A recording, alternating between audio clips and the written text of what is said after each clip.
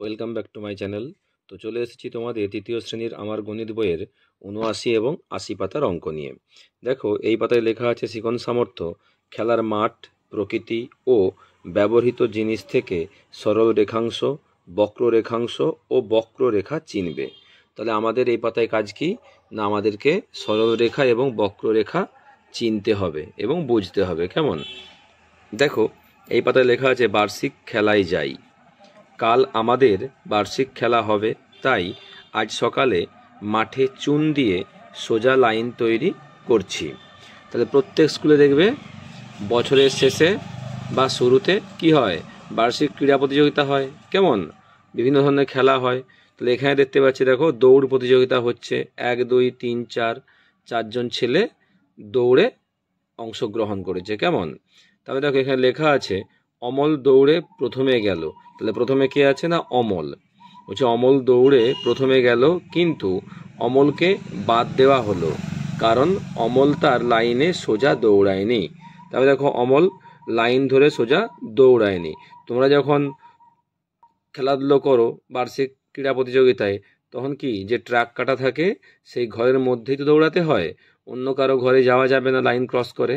এক্ষেত্রে অমল কি করেছে না, নিজের ঘরে ঠিকমতোভাবে দৌড়ায়নি লাইন সোজা রেখে। কেমন? তাই তাকে প্রথম হলেও তাকে বাদ দেওয়া হয়েছে।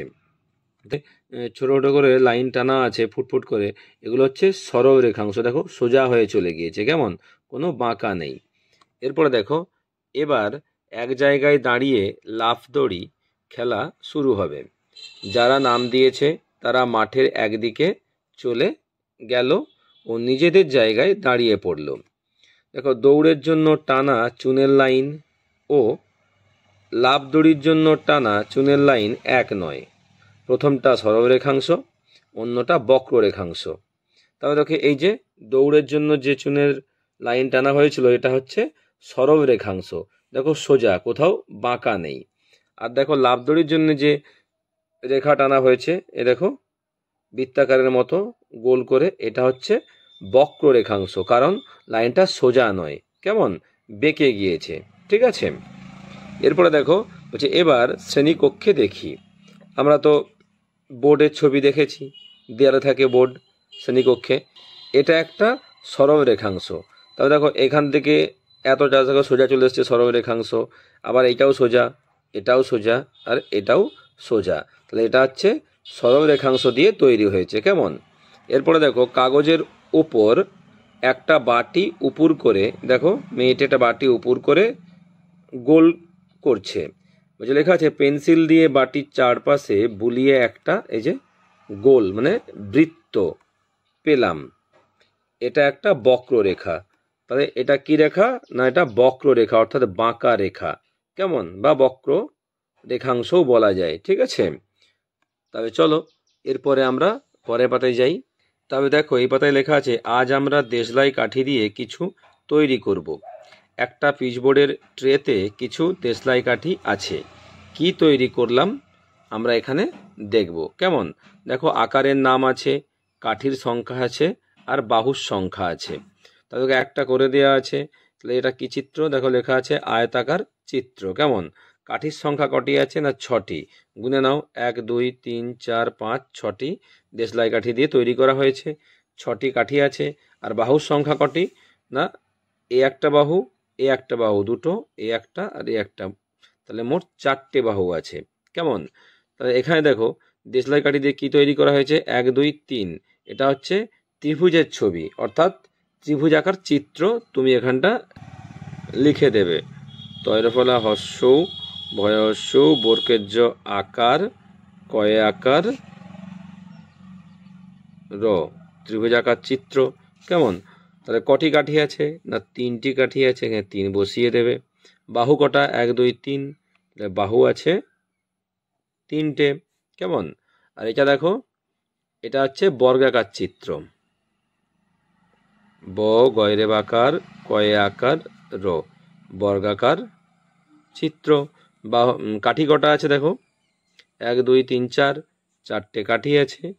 আর বাহু সংখ্যাও 4টে, 1 2 3 4, 4টে বাহু আছে। কেমন? এভাবে এটা করবে। এরপর দেখো, মেয়েটি বাটি বসিয়েছে আগের পাতার মতো কি একটি গোল করেছে, অর্থাৎ বৃত্ত এঁকেছে। তাহলে এটা কি? এটা বৃত্তাকার চিত্র। তাহলে এখানটা লিখবে এটা বৃত্তাকার চিত্র। কেমন? তাহলে এটা সরলরেখা না বক্ররেখা? আমরা আগের পাতায় শিখেছি এটা হচ্ছে বক্ররেখা। তাহলে এখান থেকে বক্ররেখা টিক দেবে। কেমন? কটা আছে? একটা আছে, তুমি এখানে 1 লিখে দিতে পারো। আমি 1 লিখে দিলাম, একটি বক্ররেখা হয়েছে। কেমন? এরপরে দেখো বাহুর সংখ্যা খুঁজি। তাহলে এখানে ছবি দেওয়া আছে বা আকার করে দেওয়া আছে দেশলাই কাঠি দিয়ে, আমাদেরকে বাহু কটা আছে গুণে বসাতে হবে। দেখো একটা করে দেওয়া আছে 1 2 3 4 5টা বাহু এখানে আছে। তাহলে এটাই কটা বাহু আছে গুণো। 1 2 3 4 5 6টি আছে। তাহলে এখানটা তুমি 6 বসিয়ে দেবে। কেমন? এটা দেখো 1 2 3 4 4টি বাহু আছে, 4 বসিয়ে দিলাম। এখানে দেখো 1 2 3 4 5 5টা বাহু আছে, আমি এখানে 5 বসিয়ে দিলাম। কেমন? এরপর বলছে 6টি বাহু হবে, নিজে তৈরি করো। কেমন? 6টা বাহু দেখো তুমি এরকম করতে পারো, আবার এরকমও করতে পারো। কেমন? তোমার পছন্দ মতো যেটা খুশি করে নিতে পারো। তাহলে আমি দেখো নিজে থেকে একটা করে দিচ্ছি। এইখানে একটা বাহু টানলাম। কেমন? এই একটা বাহু, আর এই একটা বাহু টানলাম। 3টে হলো, 4টে, 5টা আর 6টা টানলাম। তাহলে দেখো 1 2 3 4 5 6, তাহলে 6টা কাঠি লেগেছে। এরকম তুমি টেনে দিতে পারো। কেমন? নিচে লেখা আছে দেশলাই কাঠি দিয়ে বিভিন্ন আকার তৈরি করবে, বিভিন্ন মাপের ছোট বড় বর্গাকার চিত্র, ত্রিভুজ, আয়তাকার চিত্র তৈরি করবে ও বাহু খুঁজবে। মুদ্রা, ছোট বড় বাটি বসিয়ে বিভিন্ন মাপের বৃত্ত তৈরি করবে। তাহলে তোমরা খাতায় বিভিন্ন মাপের ছোট বড় মুদ্রা তৈরি করতে পারো। 5 টাকার কয়েন, 1 টাকার কয়েন, 2 টাকার কয়েন, 10 টাকার কয়েন। কেমন? আর এরকম দেশলাই কাঠি দিয়ে বিভিন্ন আকারের আয়তাকার চিত্র, বর্গাকার চিত্র, ত্রিভুজাকার চিত্র তোমরা সুন্দর করে প্র্যাকটিস করবে। ঠিক আছে? আর অবশ্যই আমার চ্যানেলটি লাইক করবে আর সাবস্ক্রাইব করে পাশে থাকবে। নেক্সট ভিডিও দেখা হবে। টাটা।